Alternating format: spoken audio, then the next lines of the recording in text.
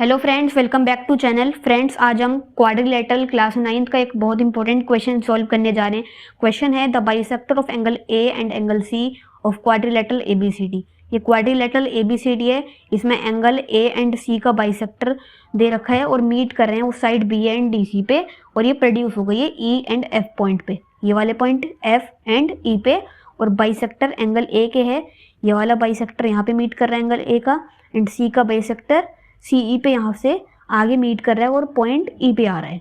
तो मतलब बाइसेक्टर मतलब जो ऐसे जो लाइन होती है जो एंगल को दो इक्वल पार्ट्स में डिवाइड कर देती है, उसको बाइसेक्टर बोला जाता है। तो यहाँ पे एंगल ए का बाइसेक्टर बोला है, मतलब एंगल ए को दो पार्ट इक्वल पार्ट्स में डिवाइड कर दिया। मतलब ये पूरा एंगल बी ए डी है, पर एंगल ए को यहाँ पे बाइसेक्टर ने दो इक्वल पार्ट में डिवाइड कर दिया। तो एक पार्ट टू एंगल टू, ये वाला भी पार्ट एंगल टू होगा क्योंकि दोनों इक्वल होते हैं। ऐसे ही एंगल सी में, यहाँ पे पूरा एंगल सी है जो B C D, angle B C D को दो इक्वल पार्ट में डिवाइड कर दिया बाइसेक्टर ने। तो यहाँ पे एंगल वन ये वाला है और ये वाला भी एंगल वन होगा क्योंकि बाइसेक्टर आर इक्वल। तो मैंने यहाँ पे एक हिंट के लिए लिखा है, जो एंगल वन है हाफ बी सी डी है, कैसे आया मैं बताता हूँ। तो एंगल वन ये वाला एंगल, जब यहाँ पे पूरा angle B C D, angle B C D है, तो पूरा एंगल है, बाइसेक्टर ने इसको डिवाइड किया तो दो इक्वल पार्ट में डिवाइड करता है बाइसेक्टर। तो यहाँ पे ये वाला एंगल को डिवाइड करेगा और ये वाले भी एंगल को डिवाइड करेगा। मतलब मैंने यहाँ पे एंगल वन लिखा, तो इसलिए एंगल वन को हाफ बी सी डी लिखा है क्योंकि बाइसेक्टर टू इक्वल पार्ट में डिवाइड करता है। ऐसे ही एंगल टू को भी लिख देंगे हम, एंगल टू को हाफ ऑफ एंगल किसके, एंगल बी ए डी के, क्योंकि यहाँ पे पूरा एंगल बी ए डी है, इसके हाफ है। तो मतलब टू यहाँ पे इसका जो बाइसेक्टर है उसने डिवाइड किया, half B A D, half of angle B A D. अब क्या करेंगे, अब जब हमने ये फाइंड कर लिया तो अब हम एंगल सम प्रॉपर्टी लगाएंगे ट्राइंगल में। कैसे, जो ये वाला राइट ट्राइंगल है B C D, B C E, ये वाला ट्राइंगल, इसमें हम एंगल सम प्रॉपर्टी लगाएंगे। तो एंगल ई ये वाला एंगल प्लस एंगल सी ये वाला, और एंगल बी,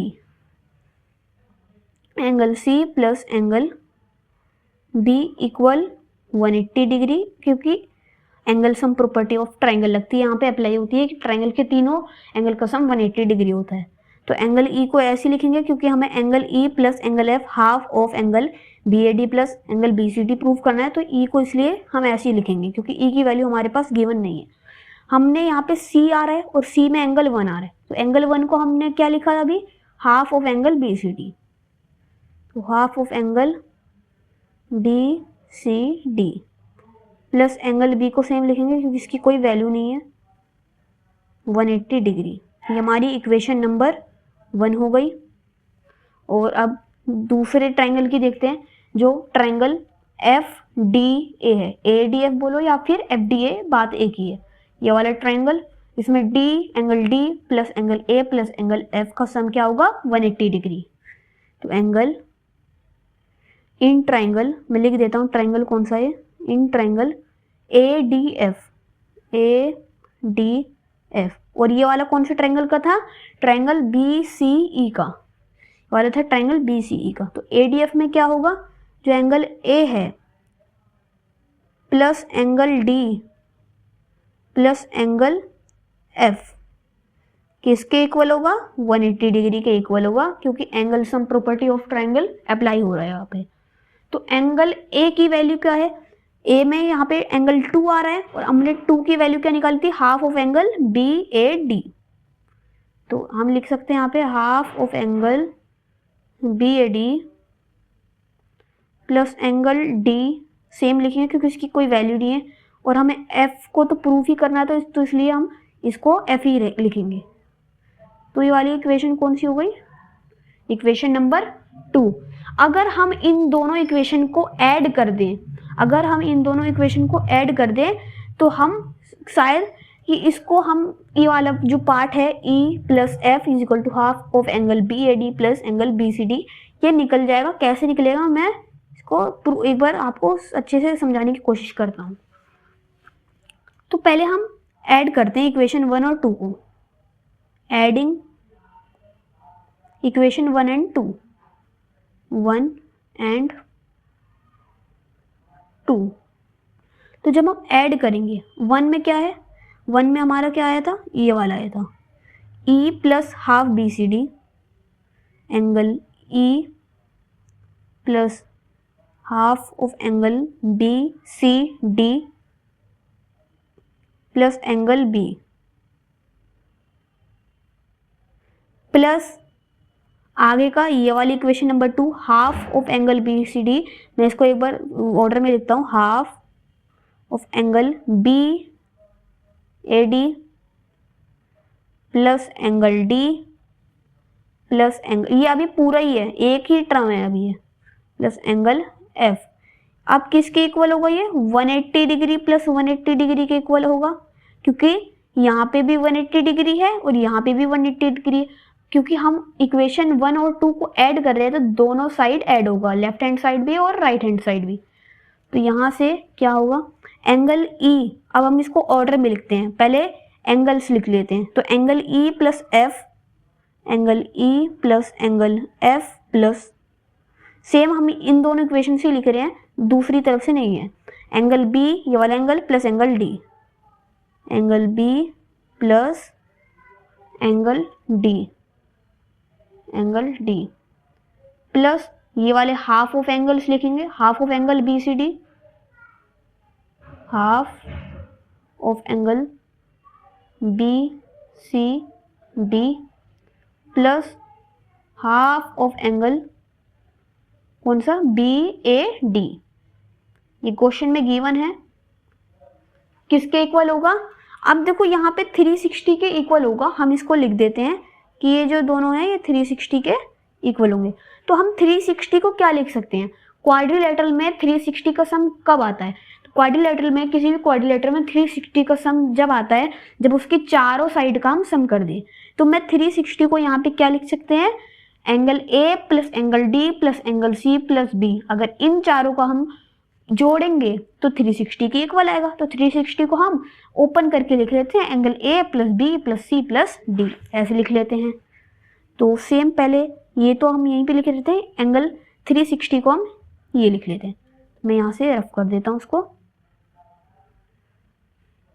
तो A plus B plus angle A plus angle B plus angle C plus angle D, 360 को हम लिख सकते हैं क्योंकि चारों साइड का सम क्वाड्रिलेटरल का 360 होता है। तो हमने 360 को यहाँ पे ओपन कर दिया। अब हम दोनों साइड देखें तो एंगल ए यहाँ पे कॉमन नहीं है, एंगल बी कॉमन है, तो एंगल बी से ये वाला एंगल बी कैंसिल हो जाएगा, क्योंकि जब ये वाला angle B right hand side आएगा तो इसका साइन अपोजिट हो जाएगा, तो अपोजिट साइन होने की वजह से ये प्लस से माइनस हो जाएगा। तो प्लस से और माइनस कैंसिल हो जाएंगे, प्लस माइनस कैंसिल हो जाते हैं, तो इसलिए एंगल बी और एंगल बी, ये वाला angle B right hand side जो है वो भी कैंसिल हो जाएगा। ऐसे ही डी भी कैंसिल हो गया, यहाँ पे दोनों तरफ डी है। अब क्या करें, अब आगे क्या लिखा है, angle E plus F plus half B C D plus half B A D. तो angle E plus angle F equal क्या था यहाँ पे, angle A plus angle C. यहाँ पे जब हम B half of angle B C D को plus half of B A D को राइट हैंड साइड को ट्रांसपोज करेंगे तो ये माइनस के हो जाएंगे। तो इसके लिए मैं यहाँ पे माइनस लिख दे रहा हूँ, minus 1/2 of angle half of angle B C D, इसको 1/2 of angle B C D भी बोल देते हैं, माइनस ये वाला भी माइनस होगा क्योंकि ये अभी प्लस का है तो साइन अपोजिट हो जाते हैं, minus angle B A D. तो यहाँ पे एंगल ए से जब बी सी डी माइनस करेंगे, half of angle B C D minus करेंगे, जैसे यहाँ से बी सी डी में से जब सी माइनस करेंगे, मैं बी सी डी दिखाता हूँ, एंगल बी सी डी ये वाला एंगल में से जब उसका आधा माइनस करेंगे तो क्या बचेगा, उसका आधा ही बचेगा। मतलब अगर हम एंगल सी में से उसका आधा माइनस कर रहे हैं, half of angle C minus कर रहे हैं, तो क्या बचेगा यहाँ पे, हाफ ऑफ एंगल सी ही बचेगा। तो सेम हम क्या लिख देते हैं इसको, हम लिख देते हैं इसको ऐसे कुछ कि जब इसको माइनस करेंगे तो हाफ इसका बचेगा, प्लस में बचेगा क्योंकि यहाँ पे प्लस है और यहाँ पे माइनस है, पर माइनस की जो टर्म है वो छोटी है प्लस की टर्म से, क्योंकि एंगल सी यहाँ पे पूरा है पर ये एंगल सी का आधा है जो half of angle B C D लिखा है। ऐसे हम एंगल ए के साथ करेंगे। तो जब इनको माइनस करेंगे angle E plus angle F equal angle A में से माइनस करेंगे angle half of angle B A D, क्या बचेगा, प्लस का बचेगा angle half of B A D, half of B A D plus का बचेगा,